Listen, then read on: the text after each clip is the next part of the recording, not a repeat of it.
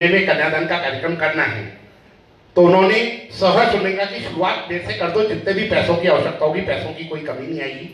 आपने उसी समय वहाँ सर 11 लाख रुपए की जो अमाउंट है वो वहाँ से हम लोगों को वहाँ से इन्होंने स्वीकृति दे दी। हरिचंदानी जी से इसके अंदर संदर्भ में बातचीत हुई और उसी दिन इस चीज की जुलाई माह के अंदर इस चीज की इस कन्यादान समारोह की नींव पड़ गई।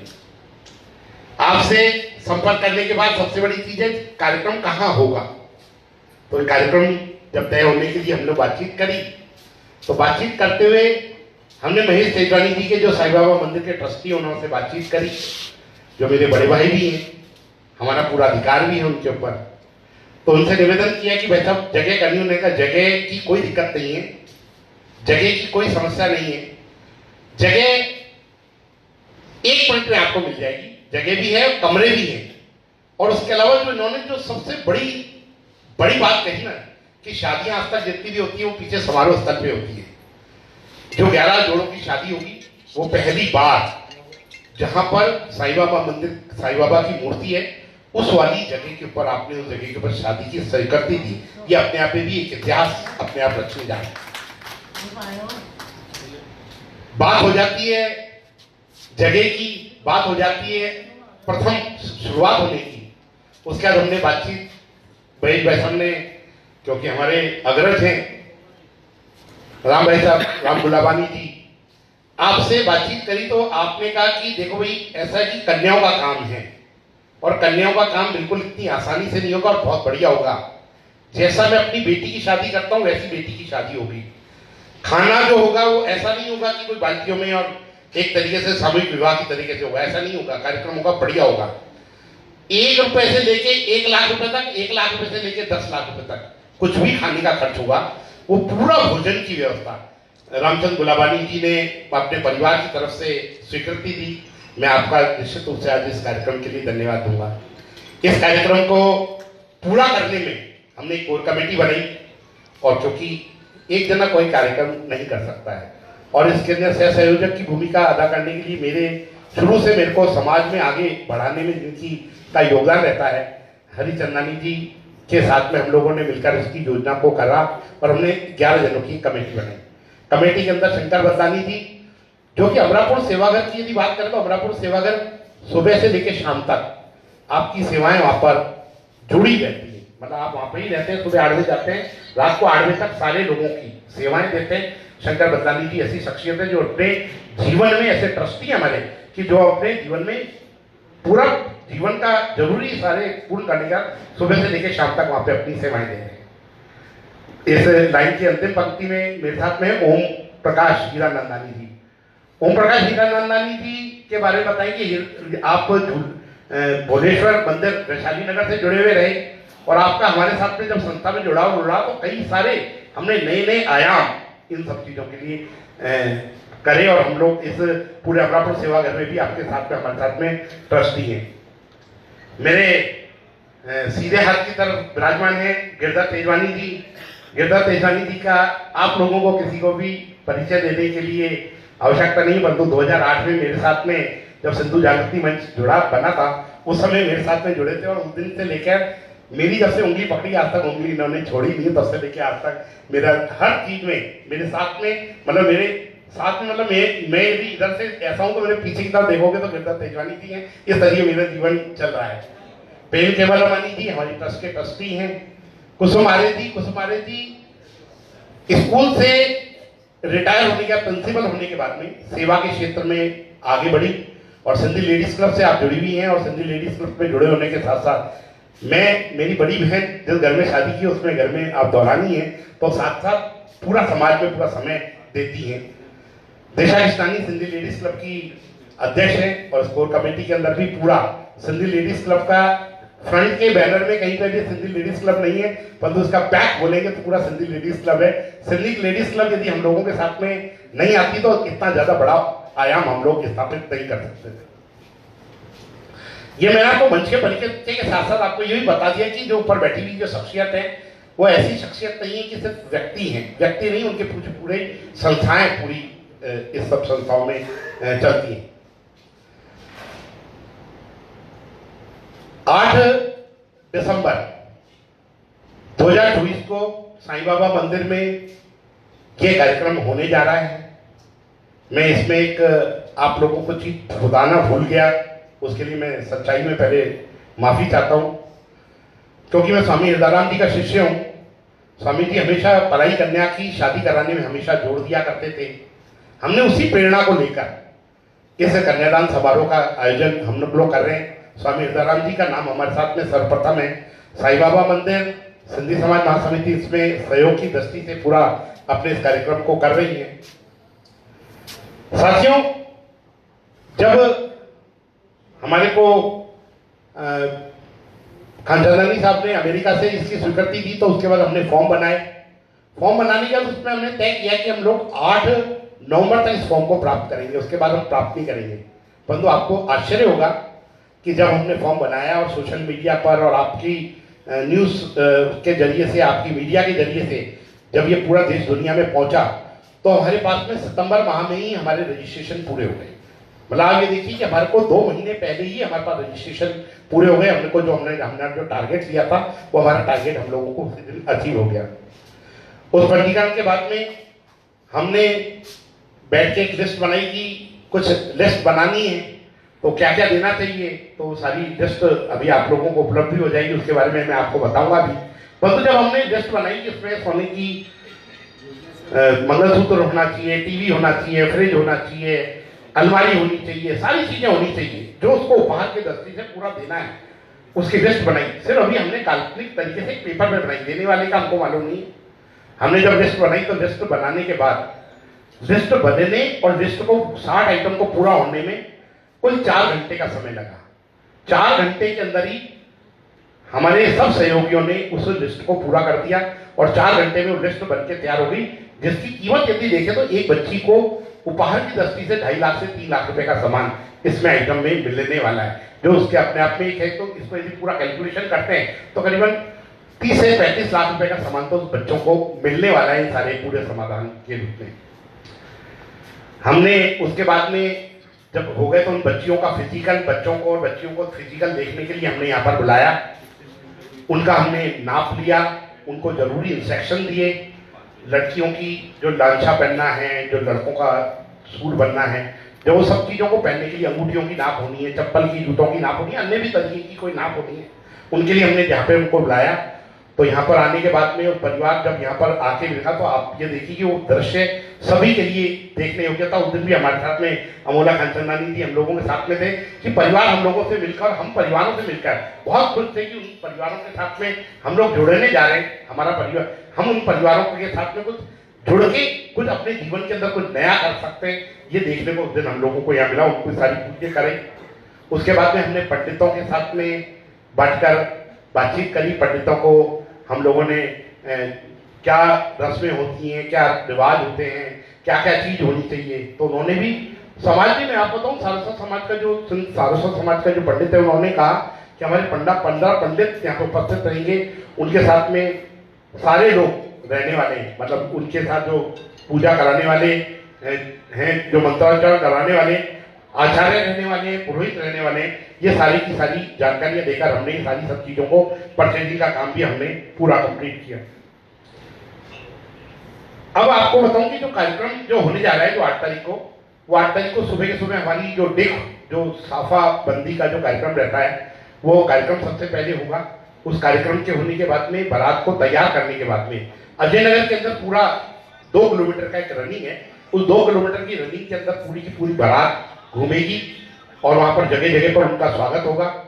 उसके बाद में जब वो बारात आएगी, उनका स्वागत होगा, प्लस साथ साथ जो रीति रिवाज के अनुसार जो कार्यक्रम होते हैं वो होंगे। उसके बाद में फेरे का कार्यक्रम, जो हमारे सिंधी में उसको वेदी बोलते हैं, वेदी यानी फेरे उस समय होंगे। और फेरे होने के बाद उनके बाद में एक आशीर्वाद समारोह, संत महात्माओं के आशीर्वाद से एक पूरा कार्यक्रम होने वाला है। उस कार्यक्रम के अंदर सारी पूरी व्यवस्थाएं होने वाली है। ये कार्यक्रम जब हो जाएगा तो उसके बाद में आखिरी के अंदर 5:30 बजे विदाई समारोह का कार्यक्रम रहेगा। उसी दिन जो है विदाई का जो कार्यक्रम और जो सामग्री वगैरह है, उनको सारी सामग्री के साथ में यहाँ से हम लोग विदा करेंगे। साथियों बताइए, इसमें हम लोगों ने 3 स्थानों के ऊपर रहने की व्यवस्था की, क्योंकि 400 से ज्यादा लोग आने वाले हैं। वो डिस्ट्रीब्यूट करा दो पेपर एक बार, केशव को दिया था। 3 आवासों पे ठहरने की 400 लोगों की व्यवस्था रहने वाली है। उनको जो व्यवस्था रहेगी, क्योंकि सर्दी है तो सर्दी के हिसाब से उनको गद्दे, रजाइयाँ, गर्म पानी, उन सब चीज़ों की व्यवस्था उन लोगों के लिए करी है। और 3 स्थानों पर रहने वाले हैं। ईश्वर मनोरंजन उदासीन आश्रम है, जो कि अजय नगर के अंदर हेड डॉक्टर स्थित है, वहाँ पर कमरे हम लोगों के साथ उपलब्ध हैं। राजश्री पैलेस जो है, राजश्री पैलेस के अंदर भी ठहरने की व्यवस्था है। ईश्वर मनोहर उदासीन आश्रम वालों ने, जो संतों ने हम लोगों को जगह निःशुल्क दी है, उन्होंने कोई भी तरीके का उसका पैसा नहीं, राजश्री वालों ने को सिर्फ एक टोकन अमाउंट हम लोगों ने वहां पर दिया है, तो टोकन अमाउंट के हिसाब से उसमें जुड़ी।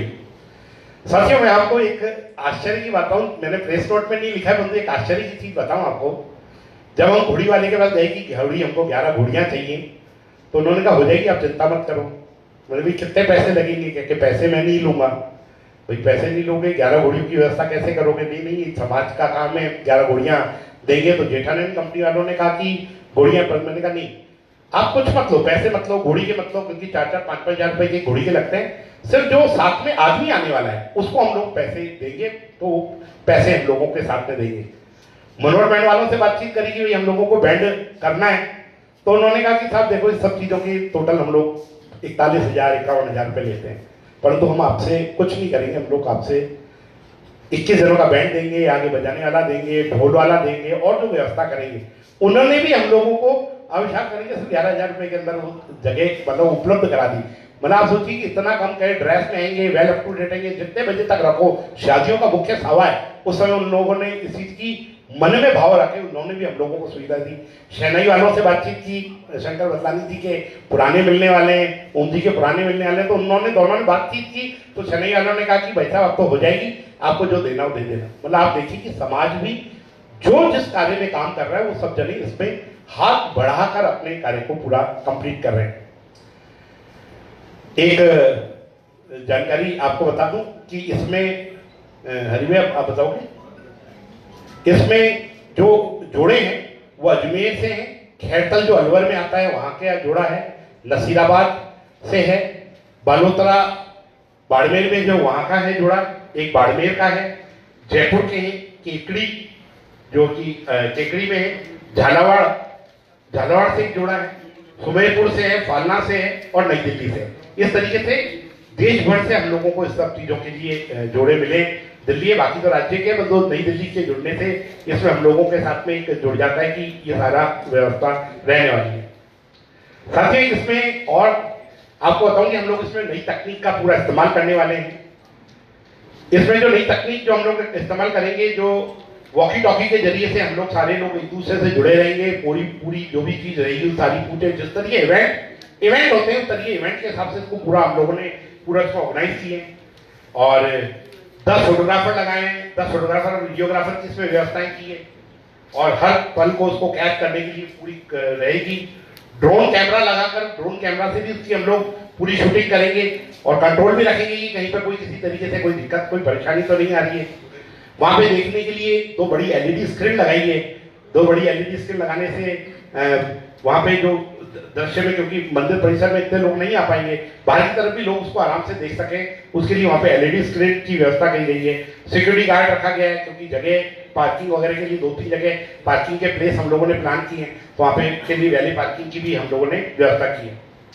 जैसा मैंने अभी आपको बताया कि भोजन की जो व्यवस्था है वो पूरी रामचंद्र गुलाबंदी जी और इनके परिवार की तरफ से कर दी है, और पूरी जो व्यवस्था है, सुबह का चाहे नाश्ता हो, चाहे दोपहर का भोजन हो, चाहे हाई टी हो, चाहे बारात का जब आएगी लौटकर उसका स्वागत हो, पूरी व्यवस्था आपने अपने परिवार की तरफ से की। इसमें जो और जो भामाशाहों का जो सहयोग मिला है, वो पूरी लिस्ट आप लोगों के साथ में उपलब्ध रहेगी, क्योंकि समय की भी मर्यादा है। पूरी लिस्ट आप लोगों के साथ में इसमें पीछे पूरी नोटेड है।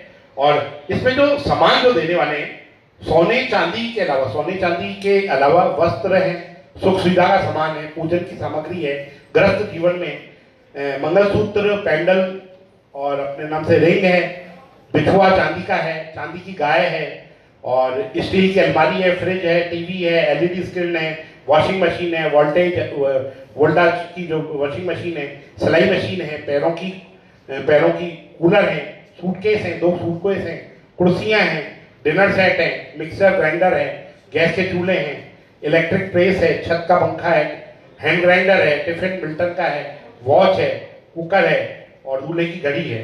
वस्त्रों के अंदर डबल बेड है और तकिया, दूल्हे की ड्रेस है, जोधपुरी सूट, लड़की के लिए लहंगा और दुल्हन के लिए 5 अलग से ड्रेसें अलग दी हैं। दुल्हन की आर्टिफिशियल, क्योंकि आर्टिफिशियल ज्वेलरी वैसे जनरली किराए के ऊपर आती है, पर यहाँ पे बात की जाए कि वो जब जाएगी बच्चियां तो रह जाएंगी, तो आर्टिफिशियल ज्वेलरी भी उन सब चीज़ों के साथ में उनको दे रहे हैं। दूल्हे के माता पिता की ड्रेसेज हैं, दूल्हे के अलावा जो एनर है ना, मतलब हमारे कंवर साहब और उसकी जो कंवर साहब की जो पत्नी, उनके लिए जो ड्रेसेज होती है वो दी हैं। कंबल है, रुमाल है, मुकुट है और सुरमेदानी है, बिछड़ी है, डबूस है। ये सारे जो आइटम हैं वो सारे आइटम ये सब चीज़ों के अंदर उपलब्ध कराए गए हैं। हम लोगों की जो मन की जो सोच है वो सोच इस तरीके से है कि हम जैसे अपने परिवार में किसी बच्ची की शादी करते हैं उस तरीके से बच्ची की शादी हो। जनरली आपने देखा होगा कि अन्य समाजों के अंदर सामूहिक कन्यादान, सामूहिक विवाह मिलन होता है। हमने इसका नाम ही पहले दिन बदल दिया। इसका नाम जो हमने रखा झूलेलाल सामूहिक कन्यादान समारोह, मतलब पहले दिन ही इस तरीके से रखा। और इसके बाद में कन्यादान समारोह रहने वाले हैं, सत महात्मा को इसमें आशीर्वाद मिलने वाला है। और यदि कोई आपको कोई चीज पूछनी हो तो आप लोग पूछ सकते हैं, किसी तरीके की कोई जानकारी है तो आप इसमें दे सकते हैं। हम लोगों ने इसमें पूरी कोशिश करी है कि अच्छे से अच्छा कार्यक्रम हम इसको आयोजित करें। अजमेर में इस तरीके का आयोजन पहली बार होगा। आज से 15 साल पहले छोटे पैमाने के ऊपर, मतलब इस तरीके ये संस्थाएं पहली बार कर रही है। 15 साल पूर्व अपने आदेश नगर दरबार इस कार्यक्रम को करती थी। एक बार इस तरीके का आयोजन सेवा सुधार सभा ने भी किया, क्योंकि जानकारी होनी चाहिए। सुधार सभा ने भी पहले कार्यक्रम किया, परंतु एक कार्यक्रम के अंदर ही हुआ। इतना बड़ा आयोजन, मैं इतना चीज कह सकता हूँ कि ऐसा कार्यक्रम, इतना भरपूर कार्यक्रम, मतलब हम लोग इसमें कई सारी विजिट्स करी, हमने बहुत सारी जगहों पे गए, कोशिश ये कर रहे हैं कि इस तरीके का आयोजन जैसा हो रहा है। और दूसरी चीज, इसमें 35 संस्थाएं हम लोगों का सहयोग कर रही है।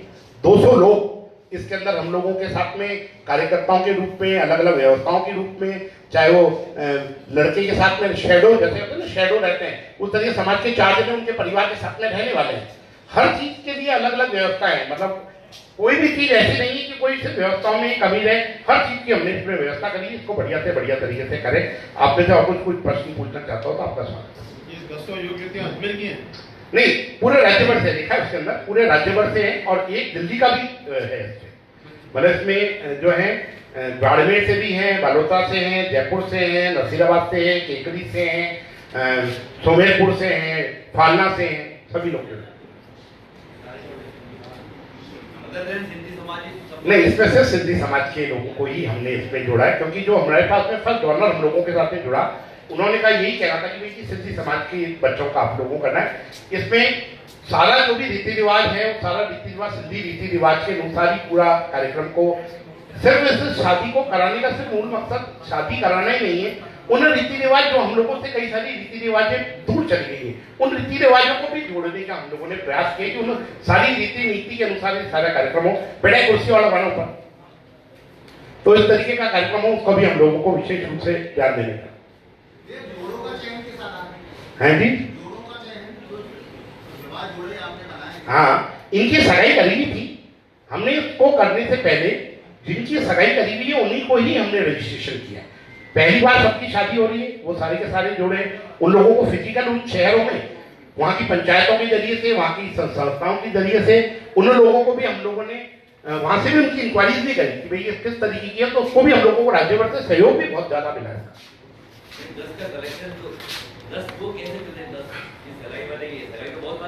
नहीं, जो सगाई करी हुई लोग हमने अप्लाई करने के लिए पहले फॉर्म निकाले ना सारे, उसके लिए आप ही के द्वारा प्रकाशन पहले किया गया। आपके द्वारा प्रकाशन हुआ जब पूरा देश में इन सब चीजों की राज्य भर में जानकारी हुई, सोशल मीडिया के जरिए से हमने सारे इसके फॉर्म, फॉर्मेट, को टेलीफोन नंबर वगैरह डाले, तो हम लोगों को इसको चीजों की इंक्वायरियां हमारे पास में करीबन 100 से भी ज्यादा है। परंतु उसमें हम लोगों को जो इंक्वायरियों के अलावा जो चीज हम लोगों के हमारे मापदंड में जुड़ती थी, उन सब चीजों के ऊपर से आती। हमारा लक्ष्य 11 का था। मैं आपको एक चीज और बताऊं, हमारा लक्ष्य 11 का था, परंतु हमने 10 ही करी। 11वीं इसलिए नहीं करी क्योंकि 11वां फॉर्म भी भर गया हमारे पास में, परंतु जब हमने उसके डॉक्यूमेंटेशन फाइनल जब चेक करे तो मालूम पड़ा कि उस कन्या की जो उम्र है वो 18 साल से छोटी थी। तो उसको वो भी चीज ध्यान रखना है कि 18 साल से छोटी कन्या का हम लोग विवाह हम नहीं कर सकते अपने हाथों से, तो इसलिए उसको भी हमने रोका है। तो मतलब मापदंड पूरे देखे, सब चीजों को देखा, 18 साल कन्या की उम्र और 21 साल पुरुष लड़कों की उम्र के हिसाब से ही इस पूरे को मापदंड को तय किया। आर्थिक आधार पर चलेगा? आर्थिक आधार हमने नहीं रखा है, हमने आर्थिक आधार के ऊपर कुछ नहीं रखा, क्योंकि आज ये मान के चलिए क्योंकि आर्थिक किसी तरीके नहीं होती। आज मैं अपनी वर्गीय की बात करता हूँ कि मध्यम वर्गीय के लिए शादी कराना उससे ज्यादा कठिन काम है। आज उसको कर्जा लेना पड़ता है, उसको लोन लेने के बाद वो सारी शादियों को कंप्लीट करता है। तो उससे हमने आधार इसको नहीं रखा कि भाई कोई आर्थिक आधार के ऊपर हमको शादी करनी है। हमारे को जिनकी शादी करनी है, जो लोग हमने अप्लाई किए, उन लोगों के अप्लाई वाले में से हमने टोटल हम ऐसे शब्दों में, क्योंकि सहयोग है इसके अंदर। देखो मैं आपको बताऊं, बजट की यूं दृष्टि से हम देखें तो ये पूरा जो जाता है ना, यदि पूरा काम जो यदि इसको पूरे शादी को पूरा करते हैं, क्योंकि हमने फंड्स के ऊपर सारे लोगों से पैसा नहीं लिया है, हमने सामग्री ली है, तो सारी सामग्री के अंदर से परंतु यदि इसको हम पूरा देखें तो 1 करोड़ रुपए से ज्यादा बजट जाता है इसका। ये क्रम आगे भी चलता रहेगा? बिल्कुल क्रम चलता रहेगा, बाकी सब जनों को भामाशाहों का सबका सहयोग रहेगा तो निश्चित रूप से कार्यक्रम चलता रहेगा। और स्वामी जी का आशीर्वाद रहा और यदि प्रेरणा समाज देता रहा और आपके द्वारा हम लोगों को सहयोग मिलता रहा तो निश्चित रूप से कार्यक्रम होने में किसी तरीके से कोई कमी नहीं आएगी।